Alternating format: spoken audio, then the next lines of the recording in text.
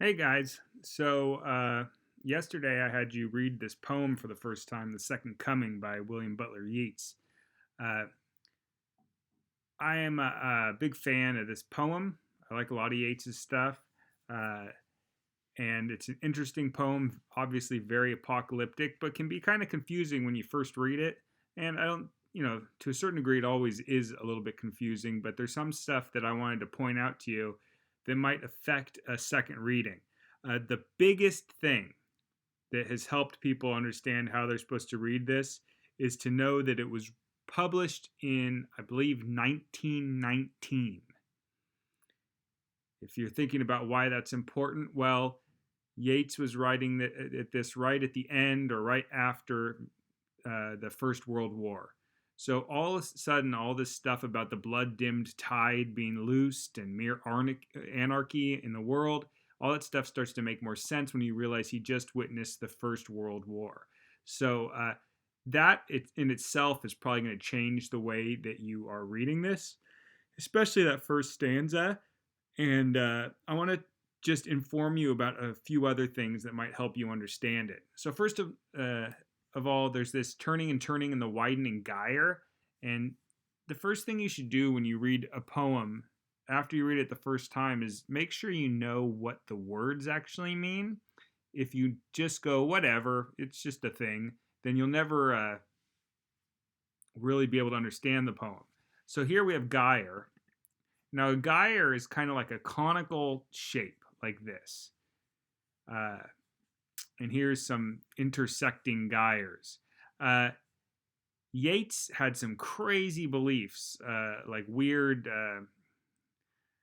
magical, psychological, strange beliefs about the way the world worked, and one of them had to do with it's something like history exists in a pattern of gyres that intersect and go in and out, and that's what he's kind of talking about. We're at the beginning of some new era of history, or maybe the end of an era of history.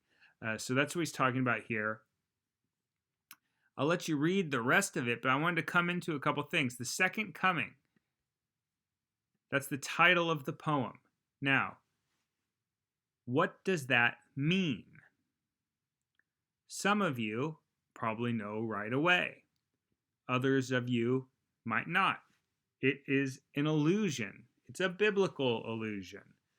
Sometimes I do this poetry unit after I do the biblical apocalypse unit, and when I do that, people know it pretty fast. But the second coming refers to the second coming of Christ, when Christ, who died on the cross but then rose again, then went up to heaven, he's supposed to come back at some point a second time, and that's when he kind of judges the world and the end of the world happens. So when Yeats is writing here, we have the second coming. He says, hardly are those words out when a vast image out of spiritus mundi troubles my sight. And I wanted to talk about this. People always say, what does spiritus mundi mean? Well, it's like the spirit mind of all of people, like a collective consciousness, like all of us share this kind of consciousness from all the different things in history that have accumulated. It's almost like our own knowledge of like the collection of myth and literature and culture that we all kind of have in our heads. So this image he's getting is kind of being downloaded from the collective iCloud consciousness of humankind over the centuries. And we get this picture of this image of a beast with a lion body and head of a man. And often I ask students what they think that reminds them of, and often they think of the Sphinx. So there's some reference to something like a Sphinx coming, and he says that now he knows that 20 centuries of stony sleep were vexed to nightmare by a rocking cradle. What is 20 centuries? What's that? Well, that is 2,000 years. And it's roughly been 2,000 years since what? Well, the first coming of Christ. So, finally, something's coming after these 20 centuries, and it's being born, but this time it's not Christ. It says, and what rough beast, this is probably a biblical allusion to the beast in the book of Revelation, who's a satanic figure. And what rough beast, its hour come round at last, slouches toward Bethlehem to be born? Bethlehem is, of course, the town where Jesus was born. This one doesn't seem as quite as good as Jesus. Now, I don't want you just to comment on what I told you, but as you do your reflection for the second time on the second coming, reread the whole thing.